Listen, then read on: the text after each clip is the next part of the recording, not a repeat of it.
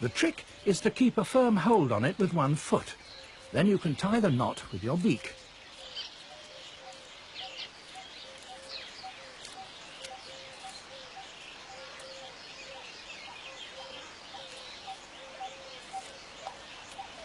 It's a simple half hitch, but a firm one, and all subsequent work will literally depend. The next step is to weave a ring.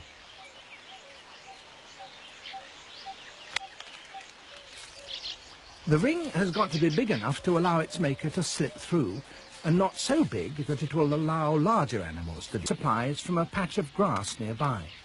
They tear off the strips by gripping the side of the grass blade close to the ground and then simply flying straight up.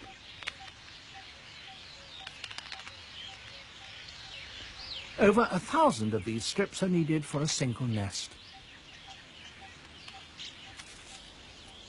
Once the ring is complete and firm, work starts on the roof.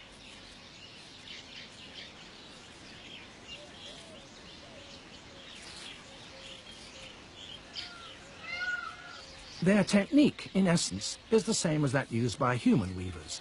A strip is threaded alternately above and below a series of strips that run at right angles to it. In the beak of a master craftsman, this produces neat and beautiful results.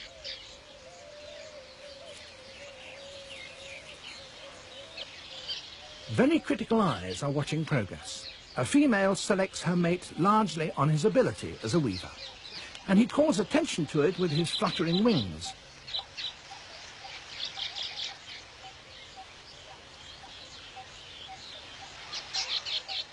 But others have the same idea.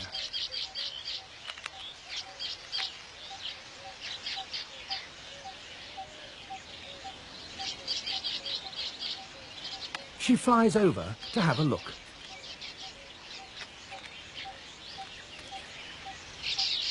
The novice is clearly being a little optimistic. No one is taking any notice. And eventually she makes her choice.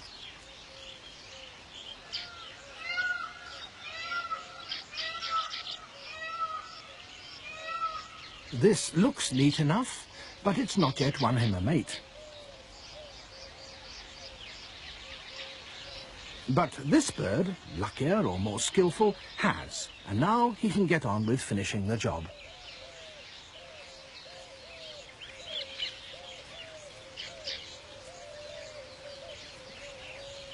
The whole construction is completed by adding, with a rather looser weave, a long downward-pointing entrance tube.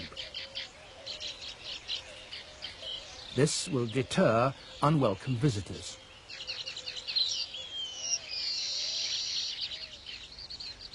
If, after a few days, a weaver hasn't managed to attract a partner, then all his work is wasted.